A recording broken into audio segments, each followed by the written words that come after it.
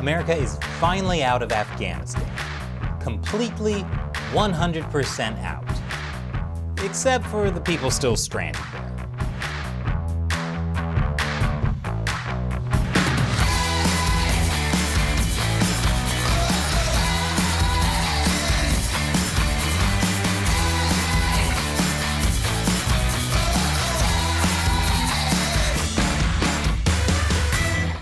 Welcome to America Uncovered. I'm Chris Chappell.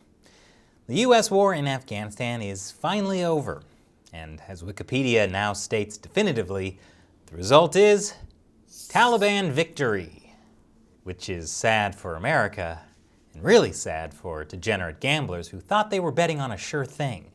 The last U.S. troops left the capital Kabul on Tuesday night. It marked the end of the longest war in American history. A war so long you could have been born after it began and still died fighting in Afghanistan. But that moment was special for another reason, too. It marked the start of the Taliban's Independence Day, which they celebrated by draping coffins with UK and US flags. I prefer the American way of celebrating independence, with hot dogs, but you do you, Taliban.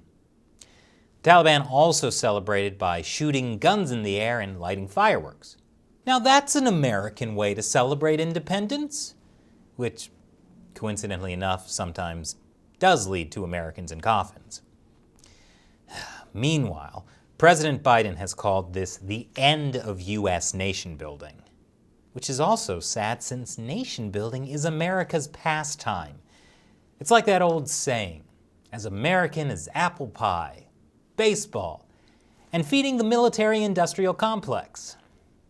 At any rate, Biden forcefully defended his decision to end the U.S. war in Afghanistan, which is weird because no one is criticizing him for that. They're criticizing him for how he ended the war, by ending things on an arbitrary date, letting the Taliban take over with no retaliation, and letting Americans and our allies get stuck instead of being rescued. In fact, even after the last plane took off on Tuesday night, hundreds of Americans were still stranded in Afghanistan. They face threats from the Taliban as well as from something called ISIS-K, which I think is the name of the Taliban's new boy band, with hits like, "Everybody, Terrorism's Back," "Bye, Bye, Bye, America," and "Story of Your Life Ends Now." The Pentagon says they're obviously concerned about the Americans left behind, just not obviously concerned enough to get them out. White House Press Secretary Jen Psaki said it's irresponsible to say those Americans left behind are stranded. Call me pedantic, but I think abandoning an airport that could still be used to evacuate Americans is a bit more irresponsible than saying Americans are stranded in Afghanistan. Jen Psaki also said, "We are in touch with them via phone, via text, via email, via any way that we can possibly reach Americans to get them home if they want to return home." And I can only assume those Americans in Afghanistan are responding to those calls, texts, and emails by saying, "How could you strand us here?" But sure, let's use euphemisms if it makes you feel better. Those Americans aren't stranded in Afghanistan. They're on a surprise staycation and are nervous that the Taliban and ISIS-K will give them a haircut that takes a little too much off the top. But at least Jen Psaki answered the press questions. Unlike Secretary of State Antony Blinken, he simply walked away from a reporter's question asking if this administration regrets its decisions. Mr. Secretary, did this administration break its word that no American would be left behind?